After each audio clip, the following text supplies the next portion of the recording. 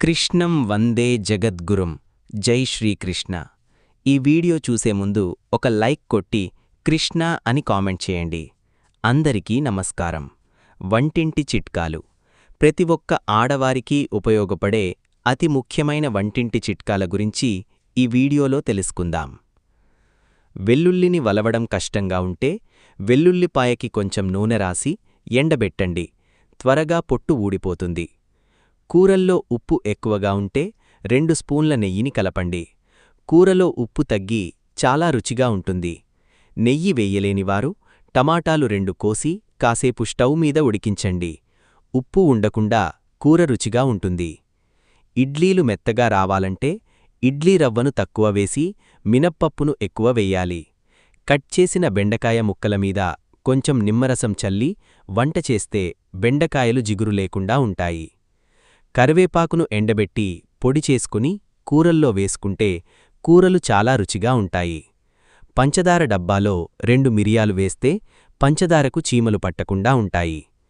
కన్నీళ్లు రాకుండా ఉల్లిపాయలను కట్ చేయాలంటే ఉల్లిపాయలను కొంచెం సేపు నీటిలో ఉంచి ఉల్లిపాయ కట్ చేస్తే కన్నీళ్లు రాకుండా ఉంటాయి.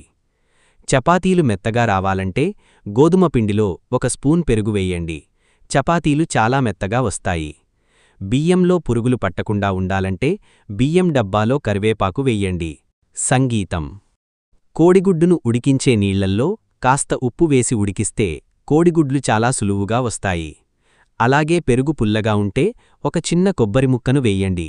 పులుపు తగ్గుతుంది. బియ్యం ఉడికేటప్పుడు అందులో 2 చుక్కల నిమ్మరసం పిండితే అన్నం తెల్లగా ఉంటుంది. అన్నం పొడిపొడిగా రావాలి అంటే 1 స్పూను నూనెను ఉడికే అన్నంలో వెయ్యండి. అన్నం పొడిపొడిగా వస్తుంది. ఇంట్లో కూరలు వండేటప్పుడు వాటిపైన ఖచ్చితంగా మూతపెట్టాలి. లేకపోతే కూరలో ఉన్న విటమిన్ ఏ నశించిపోతుంది. నెయ్యిని కాచి దించే ముందు అందులో చిటికెడు మెంతులు వేస్తే నెయ్యి సువాసనగా ఉంటుంది. పెరుగు సరిగ్గా తోడుకోకుండా పల్చగా ఉంటే ఒక గిన్నెలో వేడినీళ్లు పోసి అందులో పెరుగు గిన్నెను పెట్టండి. కొద్దిసేపట్లోనే పలచగా ఉన్న పెరుగు గడ్డ పెరుగుగా తయారవుతుంది. ఉప్పు కలిపిన నీళ్లతో ఇంటిని శుభ్రం చేస్తే ఈగలు రాకుండా ఉంటాయి.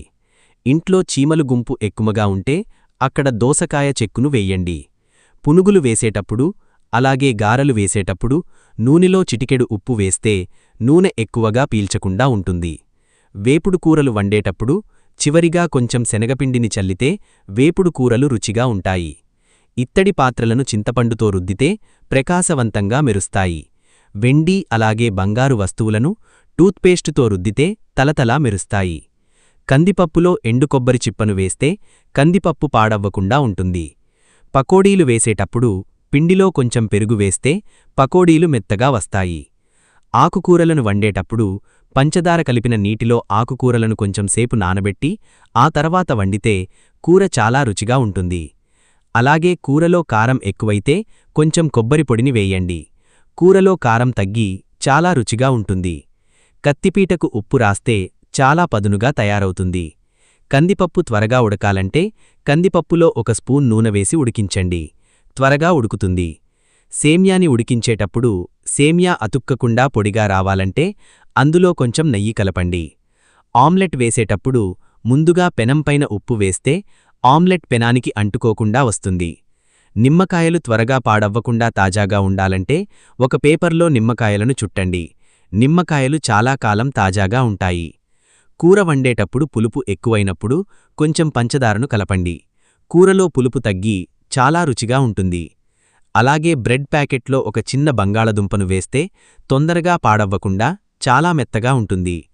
పూరీలు బాగా పొంగాలంటే పూరీ కలిపే పిండిలో 1 స్పూన్ బియ్యపు పిండిని కలపండి.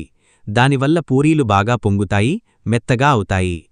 ఇంట్లో దోమలు ఎక్కువగా ఉంటే ఒక గిన్నెలో నీళ్లు పోసి అందులో 2 కర్పూరం బిళ్లలను వెయ్యండి. దానివల్ల ఇంట్లో ఉన్న దోమలన్నీ పారిపోతాయి. ఇంట్లోకి దోమలు అస్సలు రావు. కర్పూరం వాసన పీలిస్తే మన ఆరోగ్యానికి కూడా మంచిది. మీకు ఎప్పుడైనా తలనొప్పి వస్తే వెంటనే ఉల్లిపాయ వాసన చూడండి. దానివల్ల తలనొప్పి మొత్తం తగ్గిపోతుంది. పచ్చిమిర్చి కోసిన తర్వాత మీ చేతులు మండితే చక్కెర కలిపిన నీటిని మీ చేతులకు రుద్దండి. దానివల్ల పచ్చిమిర్చి ఘాటు తగ్గిపోతుంది. మీ చేతులు చల్లగా అవుతాయి. కొత్త బట్టలు ఉతికేటప్పుడు నీటిలో కొంచెం నిమ్మరసం కలపండి. దానివల్ల కొత్త బట్టల రంగు పోకుండా ఉంటుంది. అలాగే బట్టలపైన మరకలు పోవాలంటే ఆ మరకలపైన వంట సోడా వేసి బ్రష్ చేయండి. దానివల్ల మరకలు అన్నీ పోతాయి. చర్మంపై ముడతలు పోవాలంటే క్యారెట్లు తినండి. క్యారెట్ జ్యూస్ తాగండి.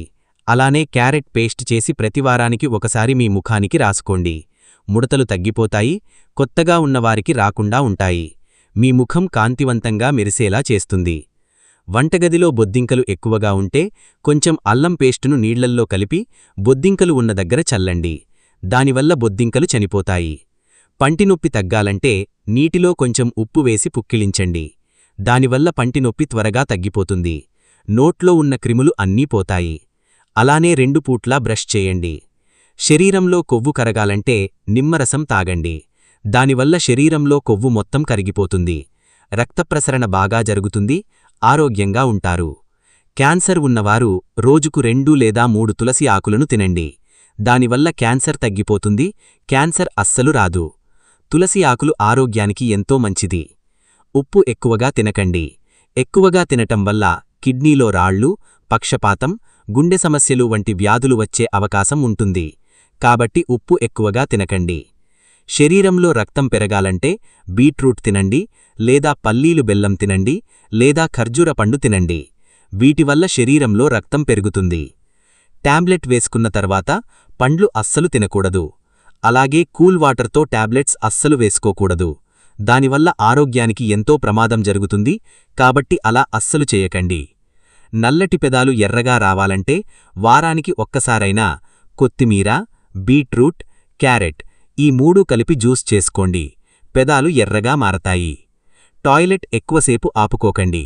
దానివల్ల కిడ్నీ సమస్యలు వస్తాయి, ఆరోగ్యం దెబ్బతింటుంది. కాబట్టి అలా అస్సలు చేయకండి. చూశారు కదా ఈ వీడియోని? ఈ వీడియో గనక మీకు నచ్చినట్లయితే లైక్ చేయండి, షేర్ చేయండి, సబ్స్క్రైబ్ చేసుకోండి. Thank you for watching.